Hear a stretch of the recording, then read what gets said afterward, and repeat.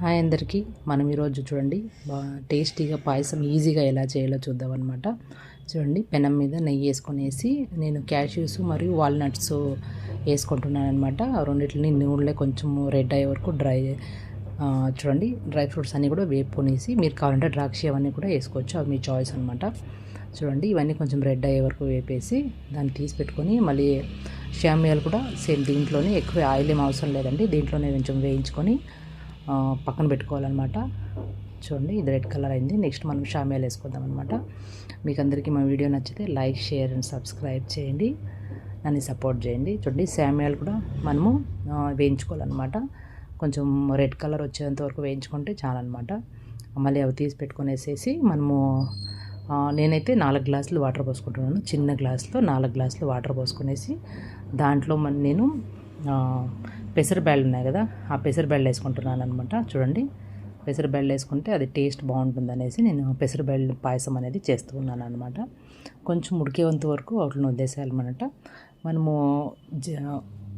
చూడండి, ఇలాగా దాన్ని దొంచేసి వేసుకోవాలన్నమాట. ఏలకుల్ని దొంచేసి మనం వేసుకోవాలా.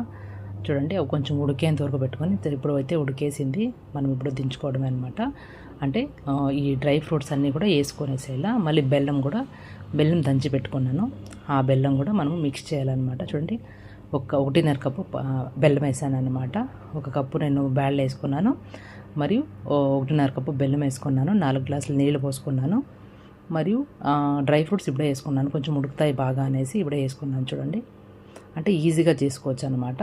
అంటే వంట పెద్దగా రానోళ్ళు కూడా ఒక 5 మినిట్స్లో మనం ఈ స్వీట్ అయితే రెడీ చేసేయచ్చు అనమాట. చూడండి, అయిపోయింది. ఇప్పుడు బెల్లం కొంచెం ఉడికిన తర్వాత నెక్స్ట్ ఈ షామియాలో వేసుకొనేసి, చూడండి, కొంచెం వేసిన తర్వాత మనం 4 ఇంకో కొంచెం దించేలా అనేటప్పుడు పాలు పోసుకోవాలన్నమాట. నేను చిన్న గ్లాసుతో 2 గ్లాసులు పాలు పోసుకున్నాను అనమాట. చూడండి, అంటే కొంచెం నీళ్ళగా కావాలంటే కొంచెం అడిషనల్గా యాడ్ చేసుకోండి పాలు మీరు.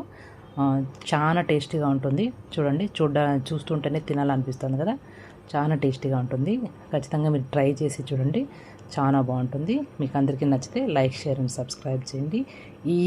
ఈజీ రెసిపీ అండి. ఎవరైనా చుట్టాలు వచ్చినప్పుడు తక్షణమే చేసేయచ్చు. Thank you for watching.